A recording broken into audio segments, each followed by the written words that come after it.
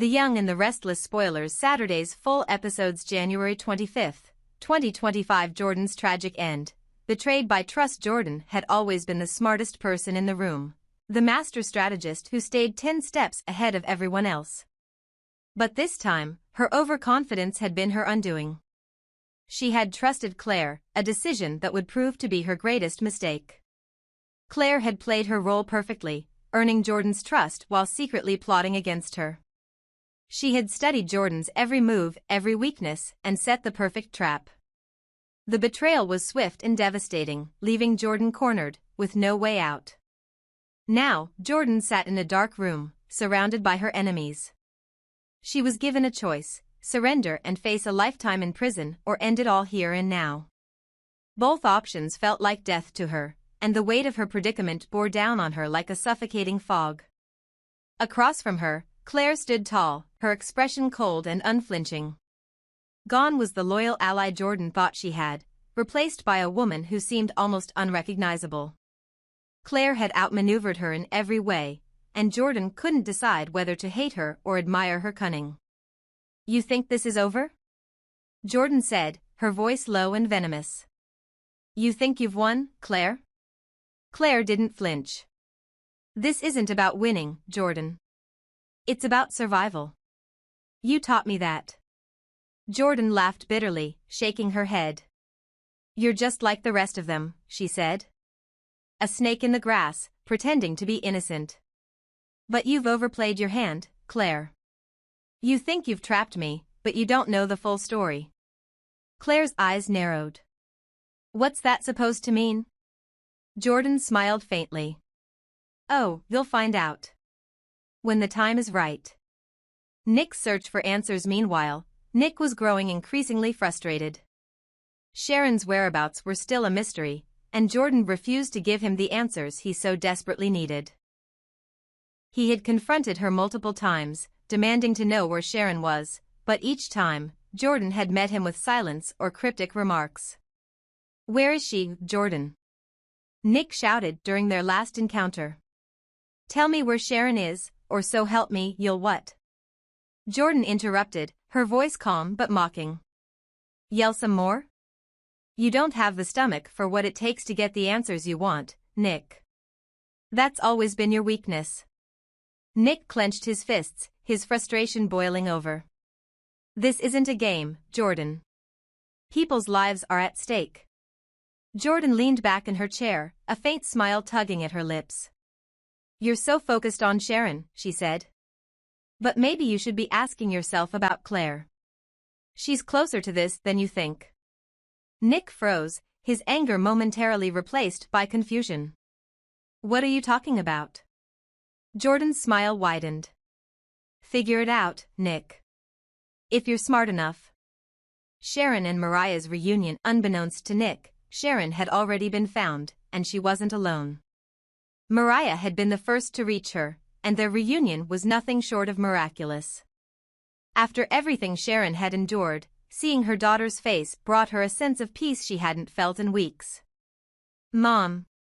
Mariah cried, pulling Sharon into a tight embrace. "I thought I'd lost you."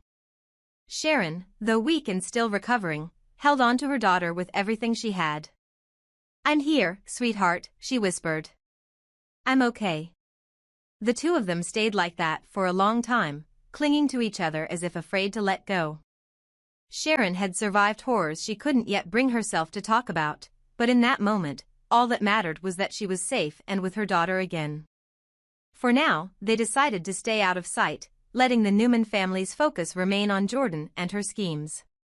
Sharon knew that revealing herself too soon could complicate matters, and she wasn't ready to face the chaos just yet. Kyle's suspicions of Claire back in Genoa City. Kyle was beginning to notice changes in Claire that left him uneasy. Once warm and compassionate, Claire had become cold, calculating, and, at times, downright ruthless. Her willingness to betray Jordan and set her up for failure had shocked him, but her latest actions, the whispers of wanting to kill Jordan, were even more alarming.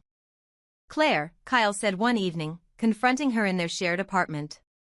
"What's going on with you? You're not the person I thought you were." Claire's expression was unreadable. "What are you talking about?" "I'm talking about Jordan," Kyle said, his voice trembling slightly. "You set her up, Claire. You trapped her, and now you're talking about killing her? That's not you. What happened to you?" Claire's eyes flashed with anger. "What happened to me?" she repeated, her voice sharp. "I grew up, Kyle. I learned that in this world, you either fight back or get crushed. Jordan taught me that. And now I'm using what she taught me to survive." Kyle shook his head, his heart sinking. "This isn't survival, Claire. This is revenge. And it's changing you." Claire's jaw tightened, but she said nothing. Kyle took a step closer, his voice softening. "I care about you, Claire. But I need to know the truth. Who are you really? And what's going on between you and Jordan?"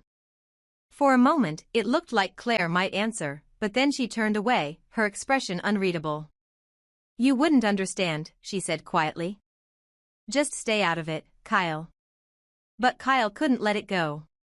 He knew there was more to Claire's story than she was letting on, and he was determined to find out the truth, even if it meant uncovering secrets that could shatter everything he thought he knew about her. A ticking clock. As the drama unfolded, the stakes continued to rise. Jordan's refusal to reveal Sharon's location kept Nick on edge, while Claire's growing unpredictability left Kyle questioning everything. And with Sharon and Mariah lying low, the Newman family remained in the dark, their focus still on Jordan and the twisted game she had orchestrated. But time was running out. Jordan's health was deteriorating, and it was only a matter of time before she made her final move, whatever that might be. And as Kyle dug deeper into Claire's past, he began to uncover pieces of a puzzle that hinted at an even darker truth. In the end, the question wasn't just who would win or lose, but how much they would sacrifice to uncover the truth, and whether they could survive the fallout. Sharon's return. Secrets unveiled. When Sharon finally returned home, her presence sent ripples through Genoa City. Her family and friends were overjoyed to see her alive, but beneath their relief lay a simmering curiosity. Sharon had survived something horrific, and it was clear she carried secrets that could change everything. Sitting in the Newman living room, surrounded by Nick, Mariah, Faith, and Chance, Sharon's face was pale but determined. "I need to tell you all something," she said, her voice steady but heavy with emotion. "There's more to this than just Jordan.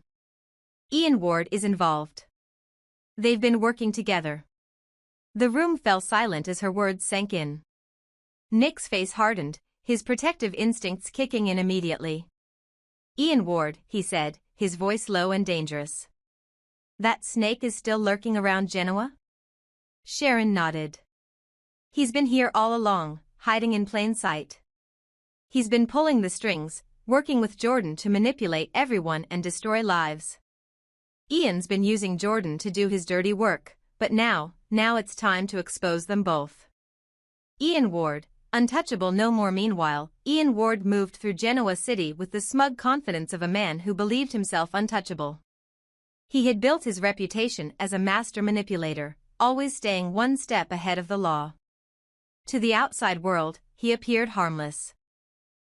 An eccentric figure with no clear ties to any crimes. But Ian's facade began to crack the moment he heard the news: Sharon Newman was alive.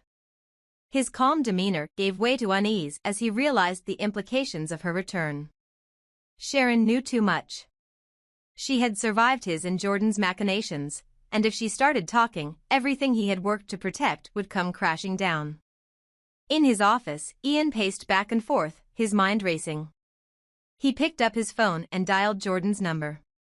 When she didn't answer, he slammed the phone down, his frustration growing. "Fool," he muttered. "I should have known she'd let me down." Ian had always considered Jordan an asset, someone he could use to carry out his plans without getting his own hands dirty. But now, with Sharon alive and Jordan under scrutiny, Ian realized he might have underestimated both women. Sharon's determination. Back at the Newman ranch, Sharon was resolute. She wasn't just back to recover, she was back to fight. "Ian Ward has hurt too many people," she told Chance during a private conversation.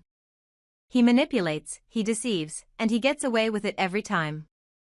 But not this time. I'm going to make sure he pays for everything he's done. Chance nodded, his expression serious. I'll protect you, Sharon, he said. But you need to be careful. Ian isn't just dangerous, he's unpredictable. If he feels cornered, there's no telling what he might do. I know, Sharon said, her voice unwavering. But I'm not afraid of him. Not anymore. With Chance's support, Sharon began gathering evidence against Ian. She remembered every conversation, every threat, every connection between him and Jordan. Piece by piece, she built a case that would expose Ian's true nature and finally bring him to justice.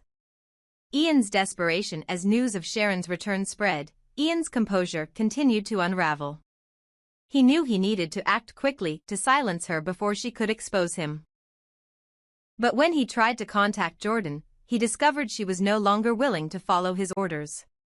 Jordan, now trapped and facing her own downfall, had no interest in protecting Ian. You're on your own, she had told him during their last conversation. I've done enough for you. I'm not taking the fall for this. Ian had tried to manipulate her, to threaten her, but Jordan was done listening. Now, Ian found himself more isolated than ever, with no allies left to protect him. He began to make plans of his own, desperate to regain control of the situation. If Sharon was determined to take him down, Ian would do whatever it took to stop her, even if it meant resorting to the unthinkable. The Newman family prepares for battle at the Newman ranch. Victor called a meeting to discuss the growing threat of Ian Ward.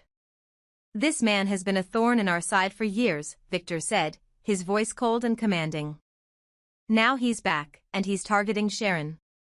We can't let him get away with it. Nick nodded, his jaw tight with anger. Sharon's been through enough. We need to make sure Ian can't hurt her, or anyone else ever again. Chance, who had been working closely with Sharon, added, I'm already coordinating with the police. But we need Sharon's testimony to make this stick. Ian's slippery, he'll deny everything unless we have solid evidence. Victor turned to Sharon, his expression uncharacteristically soft. Are you ready for this, Sharon? He asked. Taking on Ian won't be easy. Sharon met his gaze, her eyes filled with determination. I've faced worse, she said. This ends now. The final confrontation. Ian's desperation reached its peak when he learned that Sharon was preparing to testify against him. In a last-ditch effort to regain control, he decided to confront her directly. Late one night, as Sharon sat in her living room reviewing her notes, she heard a knock at the door. When she opened it, Ian stood there, his expression a mix of charm and menace. Sharon, he said smoothly, stepping inside uninvited. We need to talk. Sharon's heart raced, but she stood her ground. There's nothing to talk about, Ian, she said firmly. It's over. Ian chuckled, shaking his head. Oh, Sharon, he said. You don't really believe that, do you? You think you can take me down with a few words and some flimsy evidence? You don't understand how this works. I understand perfectly, Sharon said, her voice unwavering. You've been getting away with this for too long, Ian. But not anymore. I'm going to make sure you face justice. Ian's smile faltered, replaced by a flicker of fear. You're making a mistake, he said, his voice lowering. You don't know who you're dealing with. Neither do you, Sharon shot back. Now get out of my house. At that moment, Chance appeared in the doorway, his hand resting on his holstered weapon. You heard her, he said. Leave. Now. Ian hesitated, his eyes darting between Sharon and Chance. Finally, he stepped back, his expression dark. This isn't over, he said. Not by a long shot.